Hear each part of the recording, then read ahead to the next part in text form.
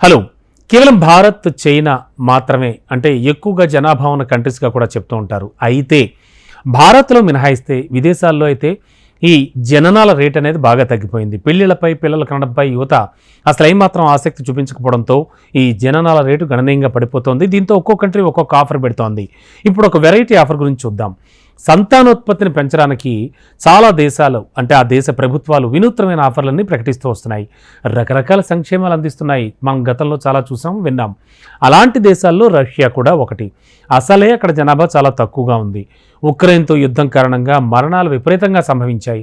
చాలామంది దేశం విడిచి కూడా వెళ్ళిపోయారు. దీంతో జననాల రేటు పెంచడానికి గవర్నమెంట్ పలు చర్యలు చేపట్టింది. అందులో భాగంగానే వాయువ్య ప్రాంతంలో ఉన్న రిపబ్లిక్ ఆఫ్ కరేలియా అధికారులు తాజాగా ఒక బంపర్ ఆఫర్ ప్రకటించారు. అదేంటో తెలుసా?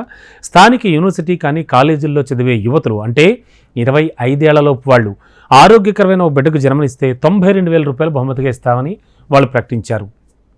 ఈ పథకం వచ్చేడాది జనవరి 1 నుంచి అమల్లోకి వస్తుందని కూడా వాళ్ళు తెలిపారు. అంతేకాదు, బిడ్డకు జన్మనిచ్చే తల్లి వయసు 25 ఏళ్ల కంటే ఖచ్చితంగా తక్కువ ఉండాలంటూ షరతు కూడా విధించారు వాళ్ళు. ఒకవేళ చనిపోయిన బిడ్డకు జన్మనిస్తే తల్లులకు ఏమాత్రం బోనస్ లభించదని ఈ చట్టం స్పష్టంగా పేర్కొంటోంది. అయితే వైకల్యం ఉన్న పిల్లలకు జన్మనిచ్చిన తల్లులకు బోనస్ ఇస్తారా లేదా ఇలాంటివి మాత్రం వెల్లడించలేదు. అలాగే బిడ్డకు జన్మనిచ్చాక వాళ్ళ ఆలనా పాలనా కోసం అయ్యే ఖర్చులు భరిస్తారా లేదా అనే దానిపై కూడా క్లారిటీ లేదు. అయితే జనాభా సంక్షోభాన్ని రష్యా ఎదుర్కొంటుండడంతో ఆ దేశ మహిళలపై పిల్లలు కనాలన్న ఒత్తిడి అయితే విపరీతంగా పెరుగుతోంది.